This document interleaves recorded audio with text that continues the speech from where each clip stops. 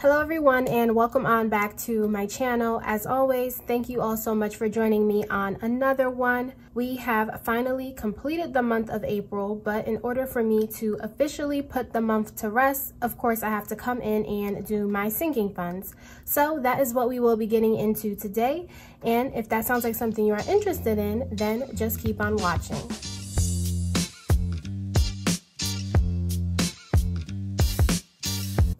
So as I said, today's video is going to be all about my sinking funds. At the end of each month, I like to come in and document my progress just so I can see how much I've changed between one month to the next and to see how much I utilize my sinking funds because they are important to me when it comes to budgeting. If you are new here, I would like to welcome you to my channel. Thank you so much for joining. On this channel, I talk all things budgeting, and I am trying to get a handle on my finances with the help of the cash envelope system. I also document my debt-free journey using the debt snowball. So if any of that sounds interesting to you and you would like to learn more about that, of course, please go ahead, hit that subscribe button down below and join the family. And don't forget to hit the notification bell so that you never miss a video. But now that we know everything that we are doing, let's go ahead and get started with the video. Before we get started, I feel like I always have to mention, if you are ever interested in any of the budget sheets that I use, I do have an Etsy shop where you can digitally download all of the budget kits that I use within my channel. And if you are interested in that, the link for that is always left in the description. So how I always get started with these sheets is I just go ahead, fill in the funds and my starting balances. And where I get that information is I look at the previous month before. So this was my sinking funds from the month before. I'm just gonna go ahead and write down the same funds, and then my end balance from the previous month will be my start balance for this month. So I'll go ahead and write that, and then I'll bring you guys right on back.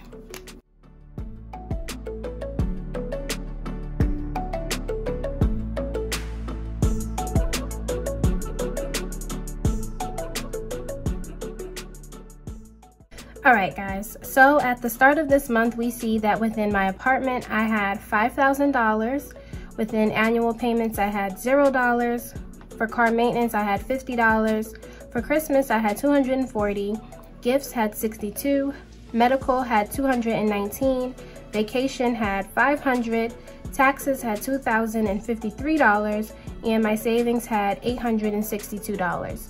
So that gives me a grand total of $8,986 that I had within my sinking funds. So the next thing that I do after listing that is I just go ahead and document any changes that happened within these funds. If I add money, I will put it here, and if I took anything out, I would put it here, so that then we can get our end balance and we will verify that the envelopes that I have are those end balances. And then I also list the transactions for what I added and what I took out right down here, just so that I can see exactly what happened between my sinking funds for each month. I also will be exchanging any bills within my sinking funds to condense them. And just like last time, I'm going to be using my money that I have within my debt snowball, because this money is going to get deposited into the bank. So I don't mind if I exchange the smaller bills for the larger bills that I have within this. So I'm gonna go ahead and set us up so we can get started.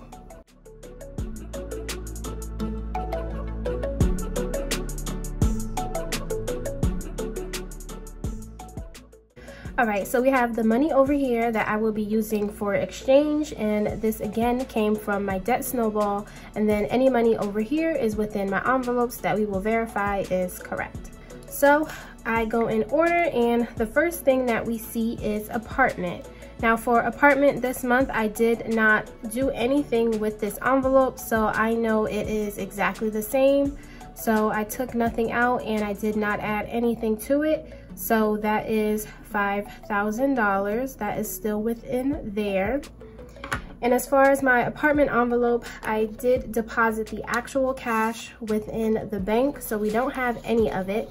But we do still have our 5 placeholders for our $5,000, just so we know for sure that that is what is in this envelope. So I will just go ahead and put this right back in there since there were no changes. After apartment, we have annual payments. So for annual payments, I did not take anything out, but I did add money for the month, and all of this money came from my side income for each week. And for the entire month, I was able to bring in $40 to put towards my annual pay.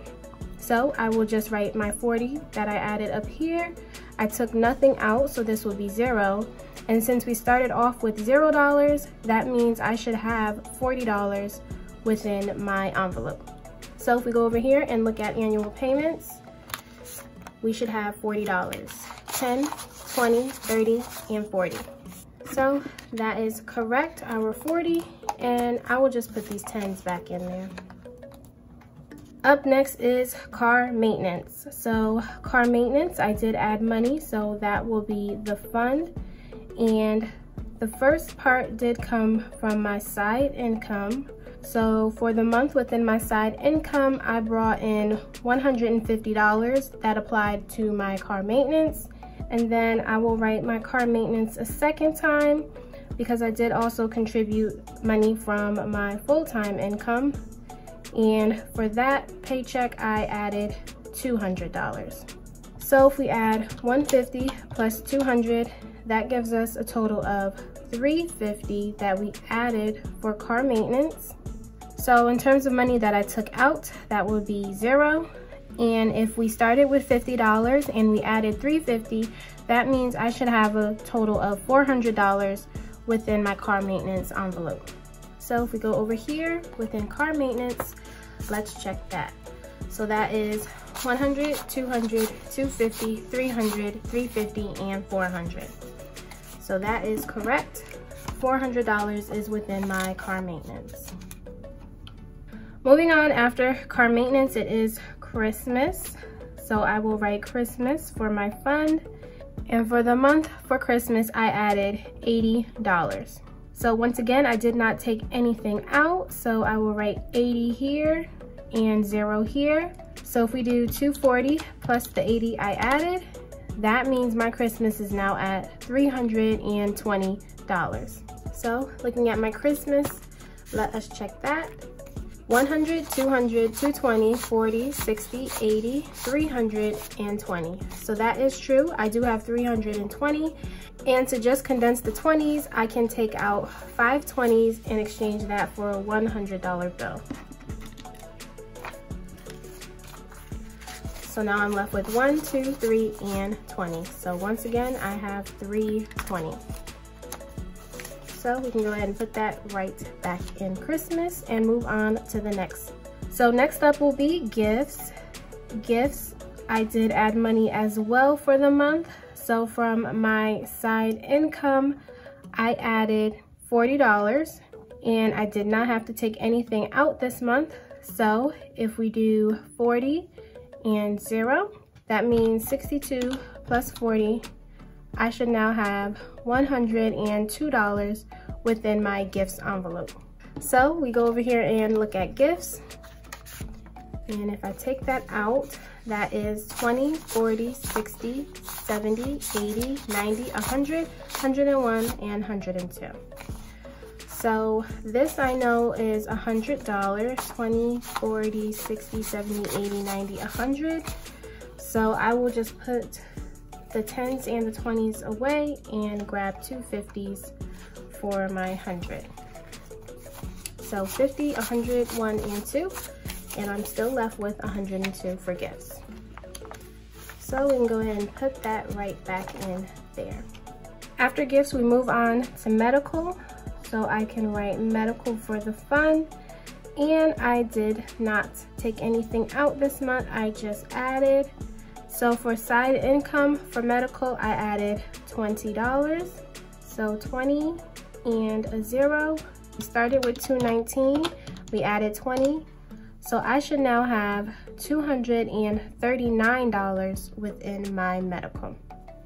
So if we go over here and look at medical, I have 100, 150, 200, 10, 20, 25, 30, 35, 36, 37, 38, 39. So that is true. I have 239. So I can exchange these 2 50s for a $100 bill, and I can exchange these two 10s for 120,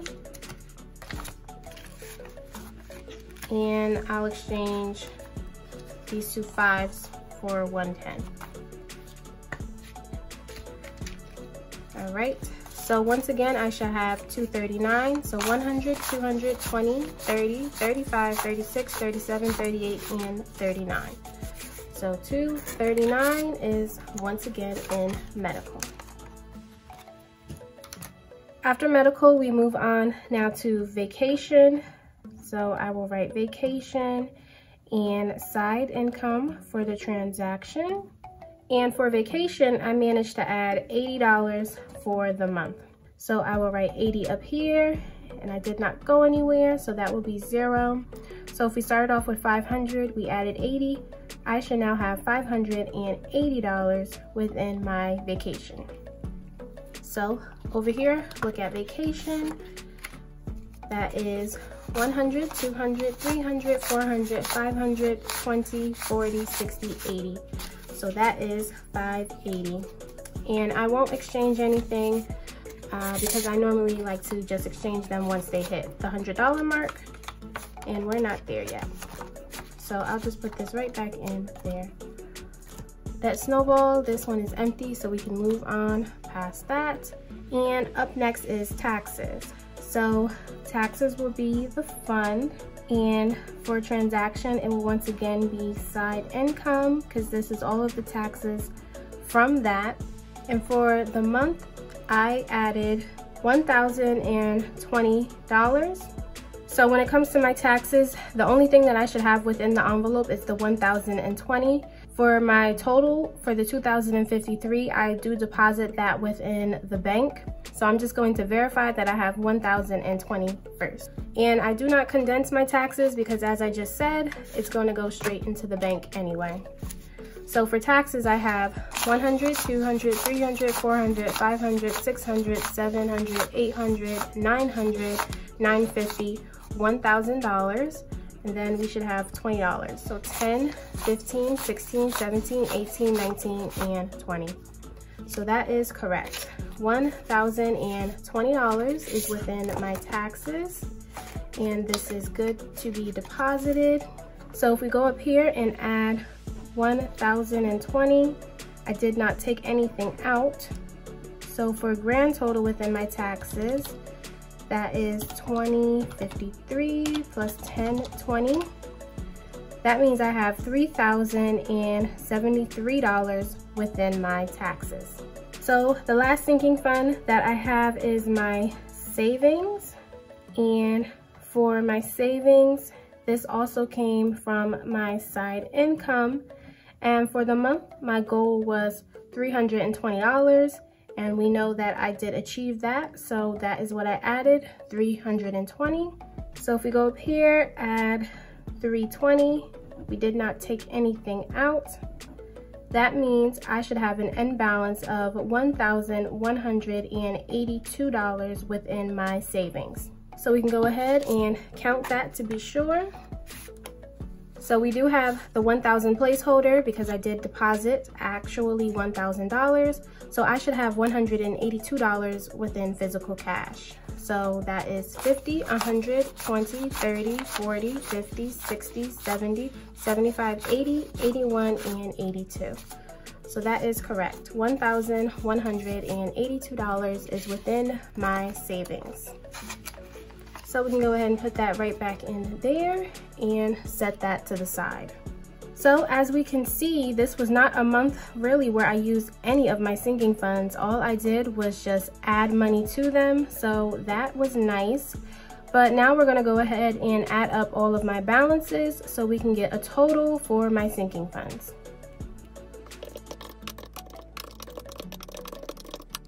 All right, so we see here that that is $10,936 that I have for a total within my sinking funds. So $10,936.